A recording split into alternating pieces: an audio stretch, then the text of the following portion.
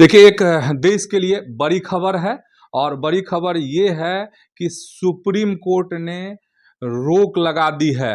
किस पर? तो यूजीसी के जो नए नियम आए थे, जो नई गाइडलाइंस जारी की गई थी, उस पर फिलहाल रोक लगा दी गई है। प्रणाम, आप देख रहे हैं प्रत्यंचा, मैं हूं चंदन झा। और देखिए, बड़ी खबर बता रहे हैं आपको। और देश के लिए ये बड़ी खबर है। बड़ी खबर इसलिए कि कुछ लोग, मतलब जो देश के नागरिक हैं भारत के, वो दो कुनबे में बट गए हैं, दो धड़े में बट गए हैं। एक तरफ यूजीसी के जो नए कानून आए हैं उसका समर्थन करने वाले लोग हैं, तो दूसरी तरफ जो हैं इसके विरोध में लोग हैं, जो देश भर में लगातार इन दिनों प्रदर्शन की खबरें आपको आ रही होंगी। विरोध के स्वर जो है धीरे धीरे मुखर हो रहे थे, चाहे वो सोशल मीडिया हो, अखबार हो, तमाम जगहों पर, या फिर आम जगह हो, हर जगह गांव चौक चौराहे पर इसी बात की चर्चा थी। इसमें दो धड़े थे, हम शुरुआत में ही कह दिए हैं कि कोई समर्थन कर रहा था तो कोई विरोध कर रहा था। तो जो विरोध कर रहे थे उनके लिए एक राहत वाली खबर है, बड़ी खबर है। और जो बड़ी खबर है उसके मुताबिक यही कि सुप्रीम कोर्ट ने इस पर रोक लगा दी है। अब आपको हम थोड़ा डिटेल में बता देते हैं कि कैसे कैसे रोक लगी है, क्या है सरकार, ये कोर्ट ने क्या निर्देश दिए हैं, तमाम बात को आप समझेंगे। देखिए, जो खबर है उसके मुताबिक ये है कि यूनिवर्सिटी ग्रांट्स कमीशन, मतलब यूजीसी के नए नियमों पर अगले आदेश तक रोक लगा दी है सुप्रीम कोर्ट ने।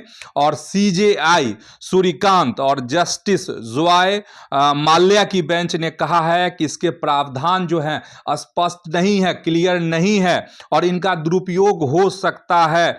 सुप्रीम कोर्ट ने केंद्र और यूजीसी के नोटिस जारी किए हैं सुप्रीम कोर्ट ने। साथ ही नियमों का जो ड्राफ्ट है फिर से तैयार करने का निर्देश दिया है। सीजेआई सूर्यकांत ने केंद्र सरकार से पूछा है कि हमने जाति विहीन समाज की दिशा में कितना कुछ हासिल किया है, क्या अब हम उल्टी दिशा में चल रहे हैं।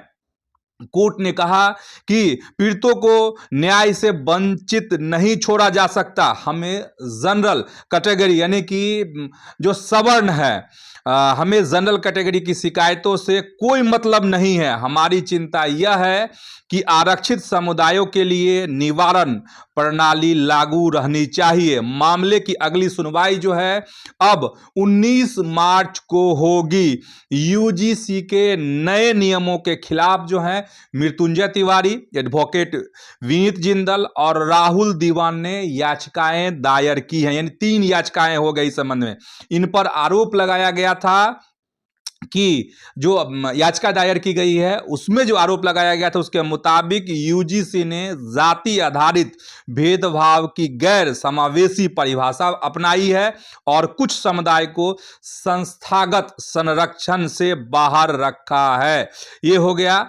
और जो सीजेआई हैं सूर्यकांत, उनकी जो टिप्पणी है वह थोड़ा और समझ लीजिए। देखिए, उन्होंने कहा है कि आप SC/ST स्टूडेंट्स के लिए अलग हॉस्टल की बात कर रहे हैं, ऐसा मत कीजिए।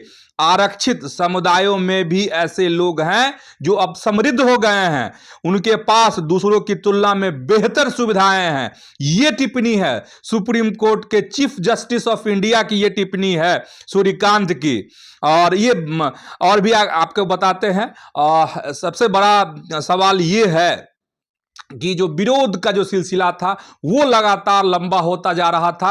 और आप देखिए ही कि देश भर में जो है सवर्ण जाति के जो स्टूडेंट्स और आम नागरिकों का यूनिवर्सिटी जो ग्रांट कमीशन है, यूजीसी के नए नियमों को लेकर लगातार विरोध जारी था। और दिल्ली यूनिवर्सिटी आज ही जो है कैंपस के बाहर छात्रों ने विरोध प्रदर्शन किया। वहां पर दिल्ली में, उत्तर प्रदेश की लखनऊ यूनिवर्सिटी के न्यू कैंपस में विभिन्न छात्र संगठनों से जुड़े हुए स्टूडेंट्स नारेबाजी करते हुए सड़क पर बैठ गए। छात्रों का हंगामा अब भी जारी है जब हम आपके लिए कार्यक्रम या रिकॉर्ड कर रहे हैं। मौके पर बड़ी संख्या में पुलिस बल तैनात है।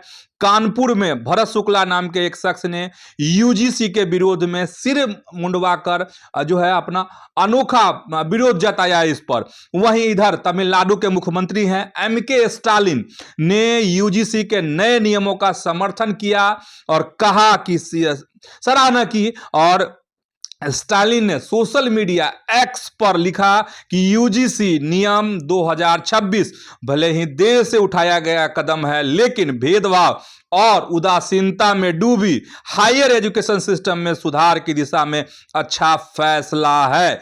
और स्टालिन ने यह भी कहा कि अगर केंद्र सरकार पिछड़े समुदाय के छात्रों की मौत रोकने, उनके खिलाफ भेदभाव खत्म करने को लेकर गंभीर है तो इन नियमों को जवाबदेही के साथ भी लागू किया जाना चाहिए, यह कहा है तमिलनाडु के मुख्यमंत्री ने। तो विरोध भी है, समर्थन भी है। अच्छा, विरोध की बात करेंगे तो बृजभूषण शरण सिंह हैं, उत्तर प्रदेश के बड़े नेताओं में इनकी गिनती होती है, कद्दावर नेता हैं भाजपा के। उन्होंने भी इस पर जो है विचार करने की जरूरत पर जोर दिया था, सरकार से अपील की थी। ब्रजभूषण पूर्व सांसद बृजभूषण शरण सिंह ने यूजीसी बिल के नए प्रावधानों का विरोध किया था और उन्होंने इसे समाज को बांटने वाला नियम बताया था।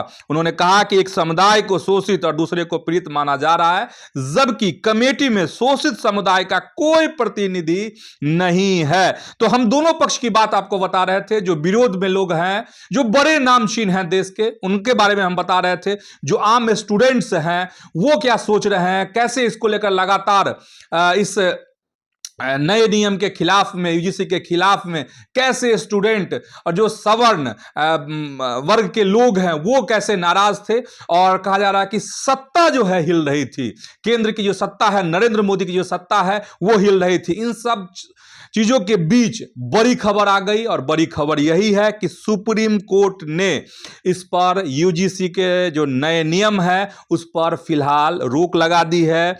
अगली जो सुनवाई है इस मामले की वह 19 मार्च को होगी और सुप्रीम कोर्ट ने केंद्र और यूजीसी को नोटिस जारी किए हैं इस मामले में और नए तरीके से कोर्ट ने कहा है कि इसका प्रावधान अब बनने चाहिए, नए तरीके से कानून आना चाहिए। देखिए अब क्या होता है अगली सुनवाई में।